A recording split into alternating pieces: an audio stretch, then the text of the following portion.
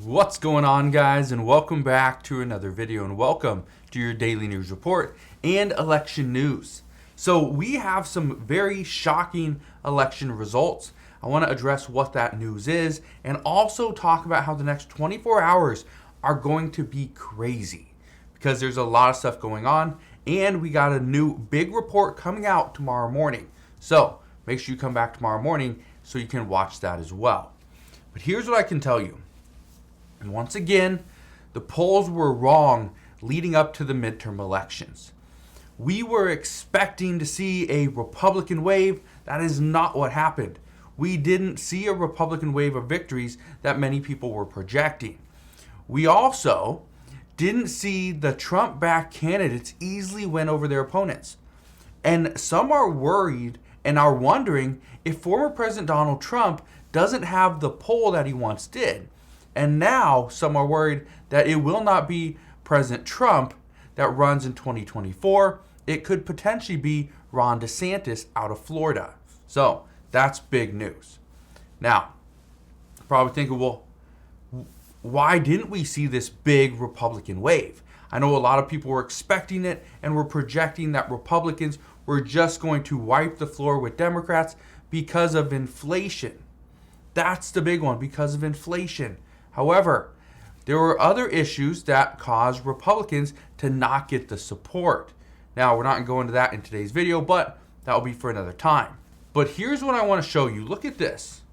This is as of right now, as of shooting this video. Okay, you can see right here. Okay, Democrats already have 48 seats. Republicans have 47 in the Senate. Here's the problem. Democrats only need 50 seats. Okay, so Republicans, if you're wanting to make sure Republicans are winning the Senate, well, that's a problem. Democrats only need 50 seats. Republicans need 51. All right, that is a huge, huge issue for Republicans. Now, I've said this before, and I will say it again.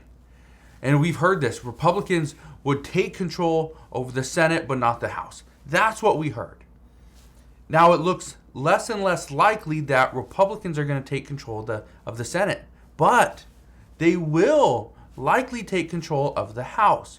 Republicans needed to flip just one Democratic seat in the Senate to gain control in the Senate again. However, Democrats flipped the Pennsylvania seat with John Fetterman, and he beat Dr. Oz. That is not what Republicans had planned. And so that right there means Republicans now need to flip 2 seats in the Senate in order to take control. And that looks less and less likely. But as far as the House, let's go look at that really quick. In the House, Republicans have 199 seats. Democrats have 173 seats. You need 218 or more. 218 is the majority. Now, here's what is expected. We are expecting to see, according to the New York Times, Republicans should take control of the House with around 224 seats. This would give them a 6-seat majority over Democrats. Here's the problem. If you have a 6-seat majority in the House, we don't see when there's a vote, we don't see all Republicans vote for the bill and all Democrats vote no. All right.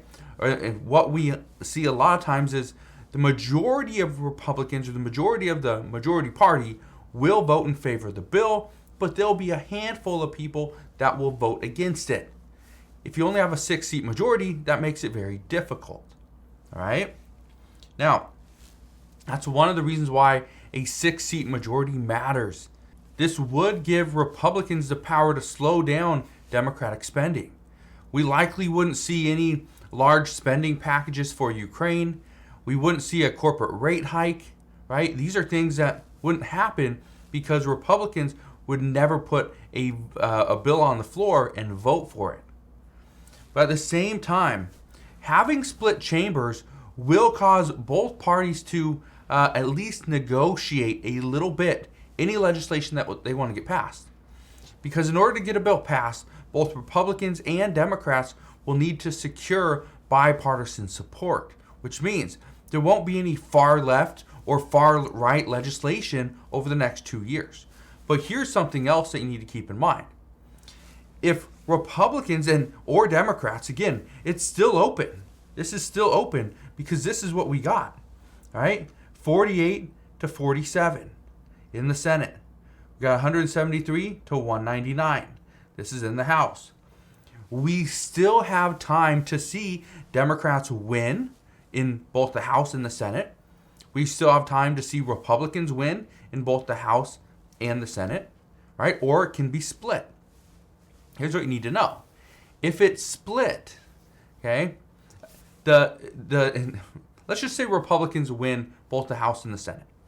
If this were to happen, Republicans could try to force President Biden's hand, force him to vote or to veto a bill, right? Which, if it's a very popular bill amongst the American people, for President Biden to come out and veto a bill would be very difficult.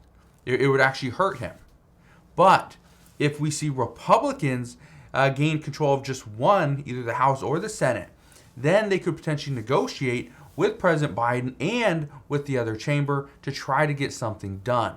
The same thing can go for Democrats. However, with Democrats, they have more power because of President Biden in office.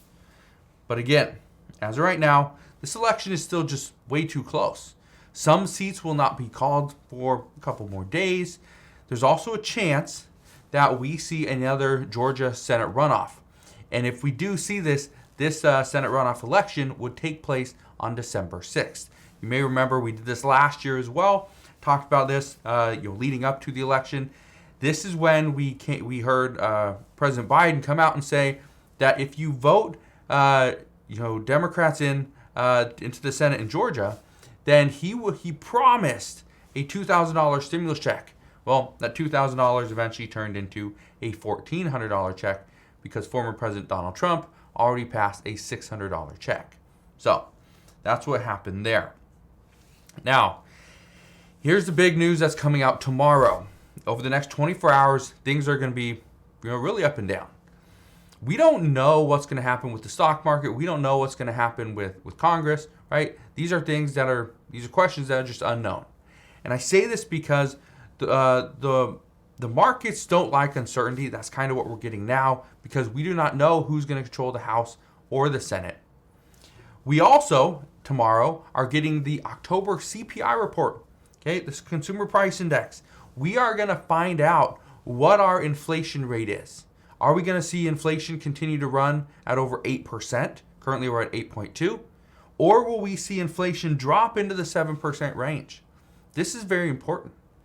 What some are worried about, though, is that we saw some declines in prices for October, but was that simply because the midterm elections were just right around the corner?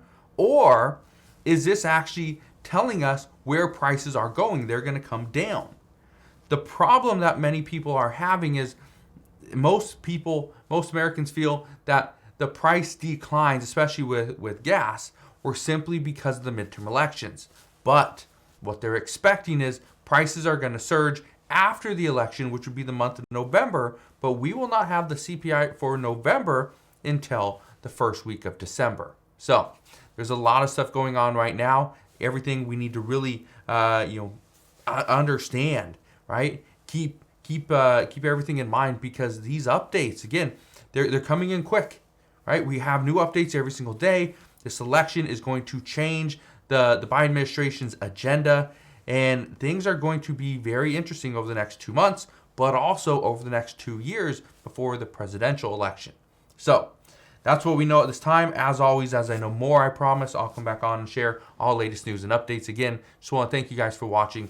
Have a wonderful rest of your day. Consider subscribing, and I'll see you guys on the next one.